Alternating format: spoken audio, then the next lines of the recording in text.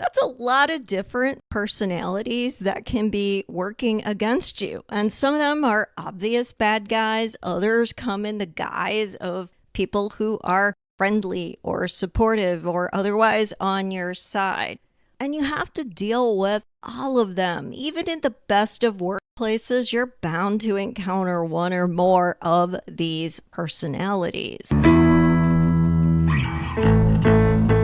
It's not enough to just be an architect, a creative professional. The real question is, what are you doing? How are you making an impact if you don't know how to answer that question, or you feel too overwhelmed, stressed out, or burned out to even think about it? I'll help you get beyond the status quo trap in our profession to get inspired again. If you're ready, let's get architecting.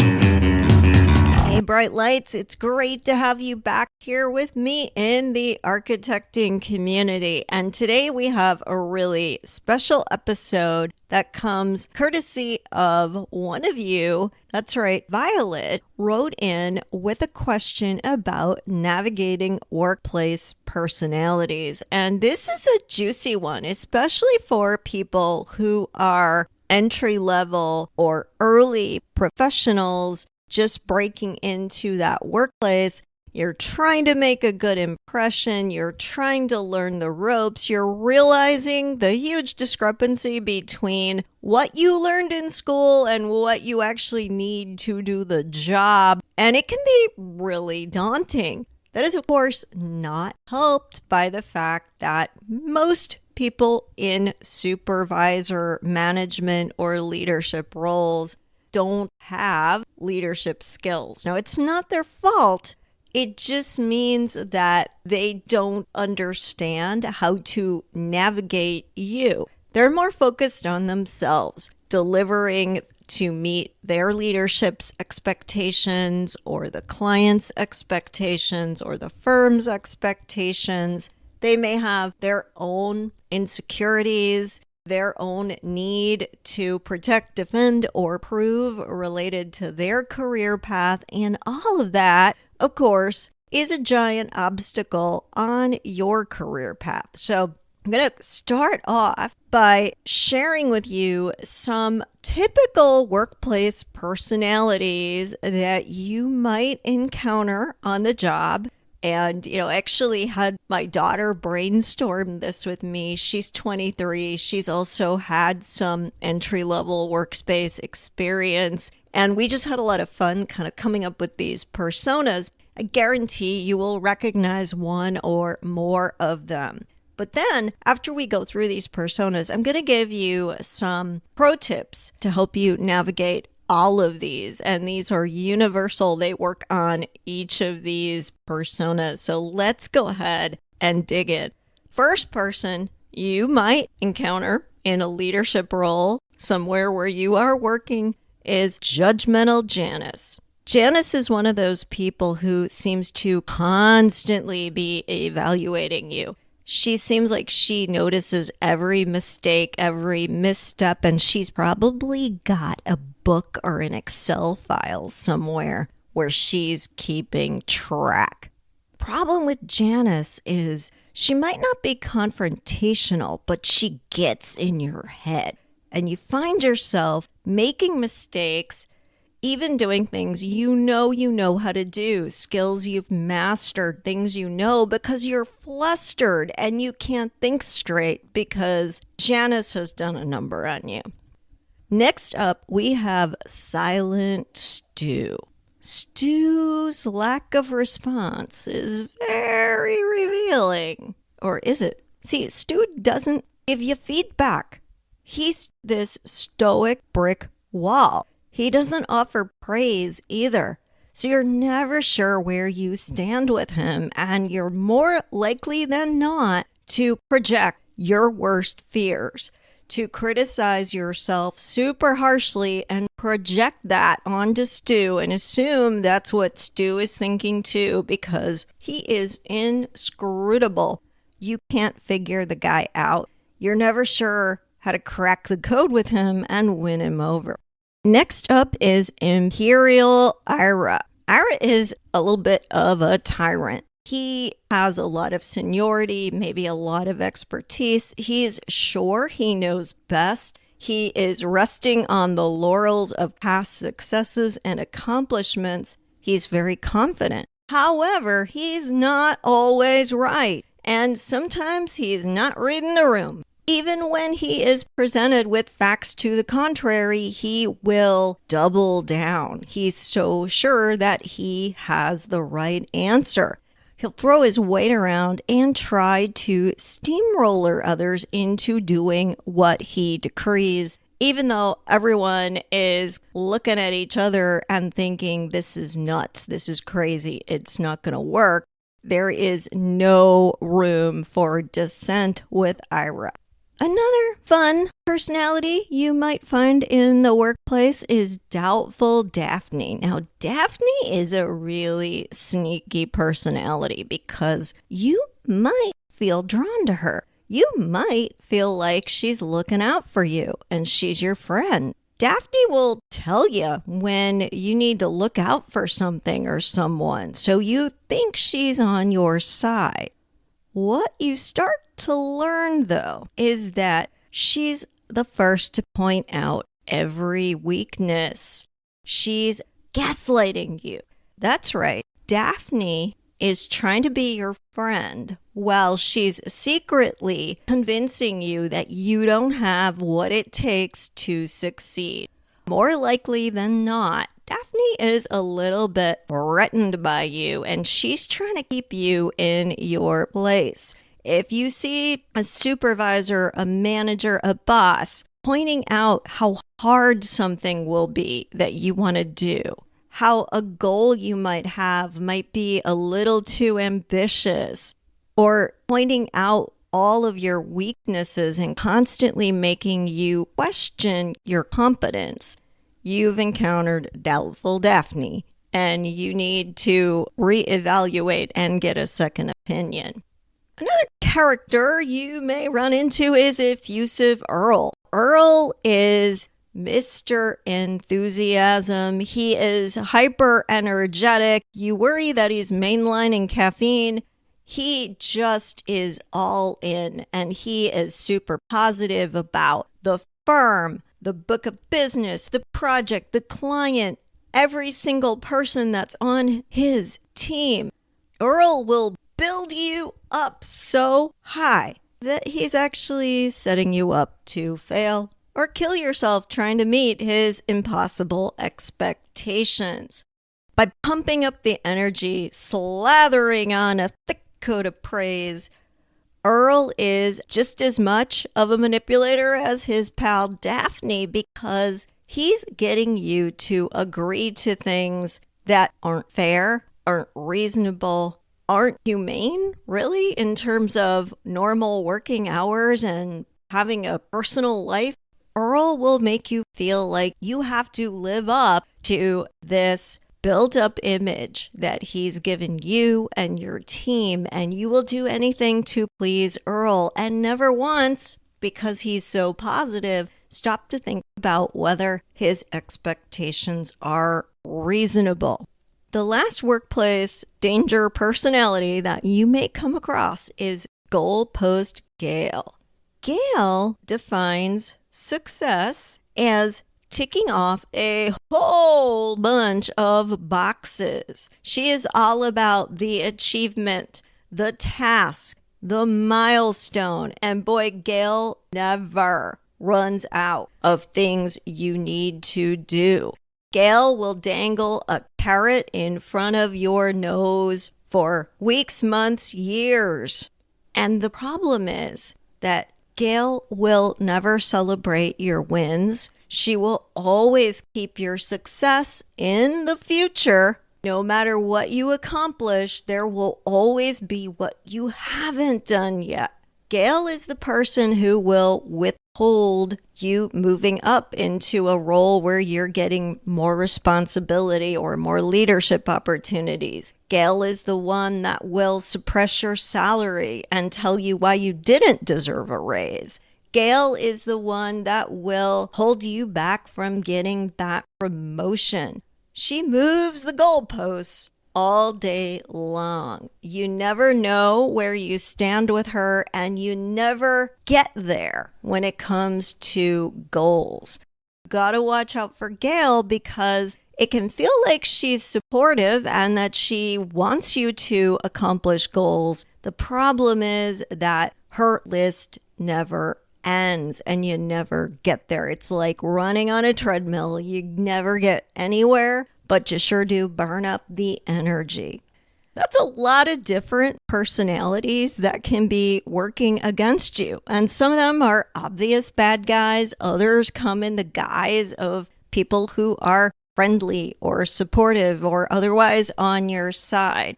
And you have to deal with all of them. Even in the best of workplaces, you're bound to encounter one or more of these personalities. Quitting isn't necessarily the answer, because you're just going to run into one or more of them in the next place that you worked. And what's worse is you could end up being one of them later on in your career, because you will adapt to deal with the adversity that you're encountering, and you will probably turn out to be a counterpart to the personality that you're working hard to not be like. So we need to nip this in the bud. And the very first step, of course, is recognizing it. Are you dealing with any of these personalities? Do you have a judgmental Janice, a silent Stu, an imperial Ira, doubtful Daphne, effusive Earl, or goalpost Gale? Once you recognize which ones you have, it really does help you to take their behavior a lot less personally. You can start to see that this is their leadership style. You can start to see that they do this to themselves too, and they certainly do it to everyone else. So now if you are encountering either a confrontational moment, a conflict, or a roadblock at the hands of any of these characters, you can stop playing the victim and you can see it as this is a them issue, not a you issue. You can embrace the differences, even the ones that you can see are unhealthy, and stop avoiding the conflict. With all of these characters, it's a good idea to embrace what you feel is negativity coming from them and ask them why they think that way.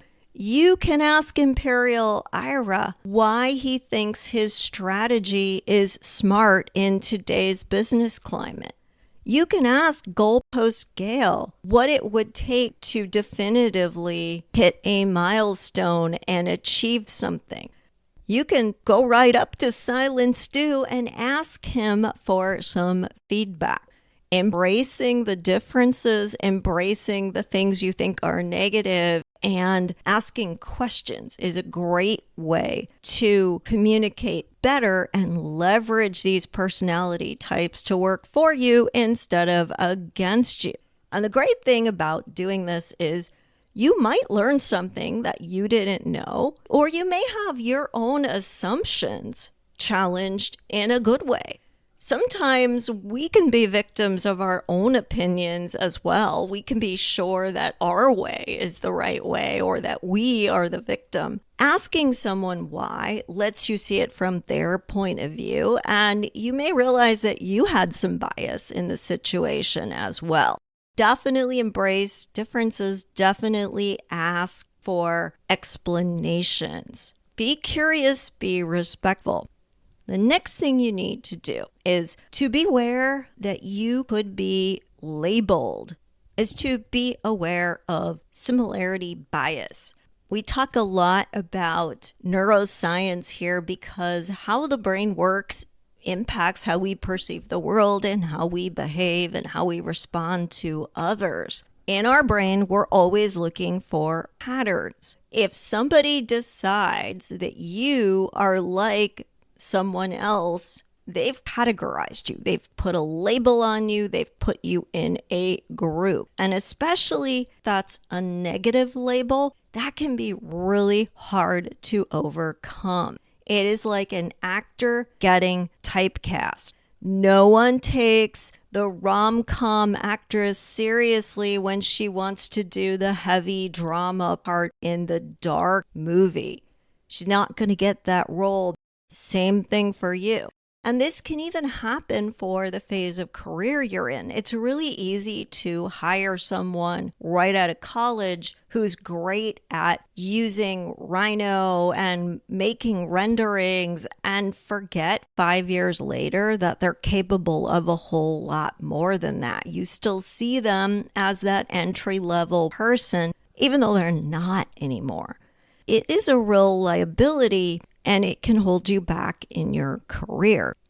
It can mean that you are inadvertently even buying into that view of you and accepting and internalizing the limits that are getting placed on you. And that is going to erode your confidence. The other thing that can happen, just because someone is your manager or your supervisor or your boss or the owner of your firm, it doesn't mean that they don't have their own insecurities. They don't have their own list of things that they're trying to protect, defend, or prove. When I was at a certain point in my career going into a specialized field, at first my boss was really eager to mentor me. Until about 3-4 years later, when he saw that I was starting to catch up to him and that I was actually on a trajectory to surpass him. Then he was threatened. Then the clause came out. As long as he could keep me at a certain level where he felt safe, it was really easy to be supportive of me and to be a mentor, but there was this ceiling that was being put there. And the minute I started to bypass that ceiling because I didn't accept it, now we had friction. You can ask another trusted person, maybe it's a colleague here, maybe it's a mentor you have outside the firm. Make sure that the way you feel you're being seen, if there's a label on you, is it matching who you are and where you are? Or is it limiting you? And if it's limiting you, now you have to work to unwind that so that it doesn't hold you back. How do you do that? That is something called informal influence.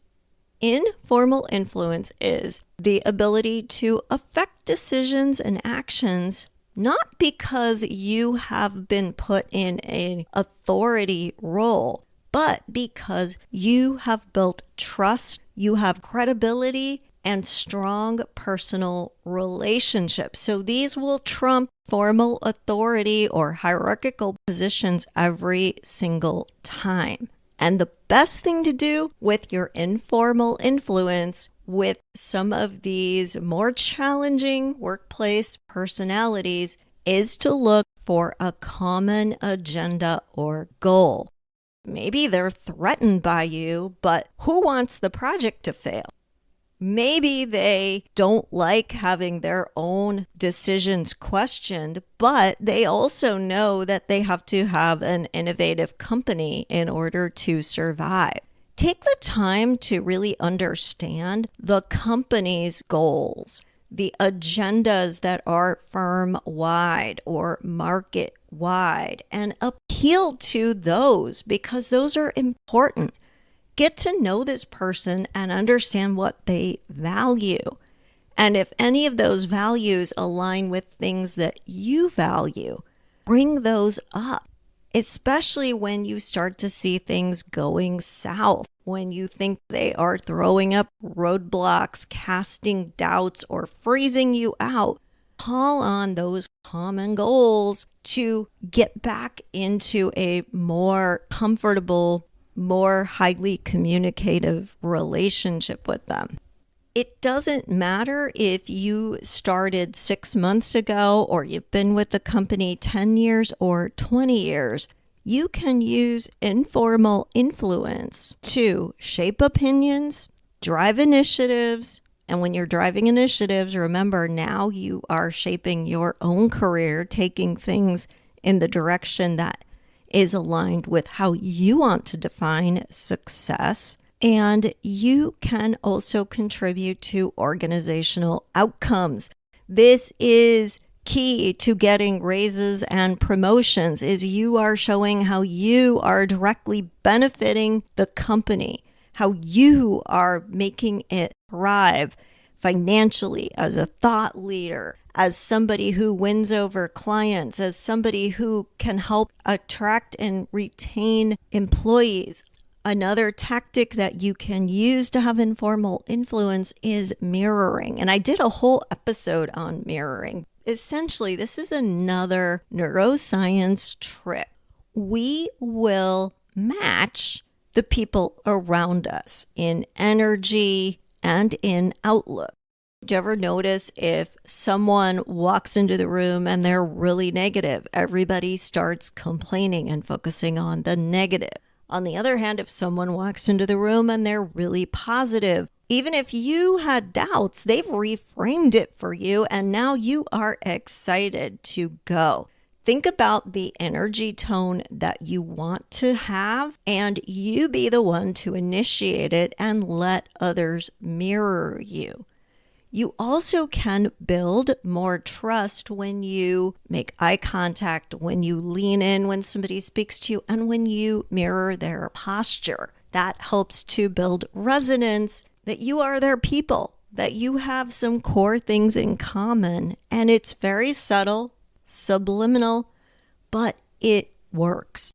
Another thing that you can do is to make sure that you are supporting your leaders and not seen as antagonistic to them. If you are the one who's always complaining, who's going out to lunch with your friends and commiserating, that's not helpful. That's looking for conflict. That's having a chip on your shoulder. And we all know there is something called confirmation bias out there. It is real. We see what we're expecting to see. If you decide that your boss is a stupid oaf, you will only see the things that confirm that, and you will not see any of his or her redeeming qualities. It's going to leave you feeling either demoralized, angry, or both. Those negative emotions keep you from being productive, from seeing opportunities, and they keep you in an adversarial relationship with leadership. And if you want to become one of them, you can't seem to be somebody who's out to get them. It's just common sense. Now, if you feel that somebody has truly crossed a line, that is when you need to go to HR, go to somebody higher up, and you need to have facts to back up what you are saying so that it is not a subjective thing, but truly actions that were taken and that were not acceptable. So you're encountering that, and if your firm is not willing to take you seriously and listen and take meaningful action to remedy the situation, that would be a sign that you should probably not keep working there. But most of the time, it's not really about that. We don't like somebody for whatever reason. They make us uncomfortable, and so we want to make them wrong. And therefore, we are not supporting them any longer. We've made them the enemy. We've made ourselves the victim or the savior. It's part of that triad, right? The victim, savior, perpetrator triad. It isn't how leadership works. No one can take your peace unless you let them. And when you're choosing to see the negative, looking for the fight when you could overlook it, you're actually disrespecting yourself, allowing other people to steal your peace, which then steals your productivity and your ability to make a positive impression and your ability to get ahead at firm. Pick your battles. Don't be on the warpath. War is exhausting. Everybody loses something in a war. Be discerning, pick your battles, and if it feels like everything's a battle and you've done what you can do, then you probably should pick a different place to work because it's exhausting to always have to be in survival mode. I want to thank Violet for bringing this topic up. This is something that a lot of people early in their career encounter. We want to believe that our boss has the lock on us, that they are invested in our growth and development, that they can read the tea leaves and know exactly what opportunities to give us without us having to do anything to get our own clarity or work up the courage to ask for what we need and what we want. When we believe that, we give up our agency. We create an us versus them relationship. And then we only do see these negative personalities when in fact the person may be a lot less one-dimensional than that. Most people are. But when you only see that caricature of them, it's really easy to blame them and not yourself for why your career isn't turning out the way you want it to. I hope that being able to see these traits makes you feel less like a victim, less threatened by them, and these action steps on how to handle these situations, how to overcome personality issues or workplace obstacles and challenges, diffuses this and gives you a lot more influence and agency in your career. Thanks again for listening. Remember to share this podcast with someone who can use it. Like, rate, and review. These are the best ways that you can support the architecting community and the content that I work so hard to bring you so that you can have success on your terms. I will see you next time. Thanks for listening. If you want even more content, head on over to architectingpodcast.com and subscribe to my newsletter and get some great free downloads while you're there. Be sure to follow me on social media. On Instagram at Architecting Podcast, Facebook and LinkedIn pages are Architecting, and the YouTube channel Architecting Podcast. Stay inspired.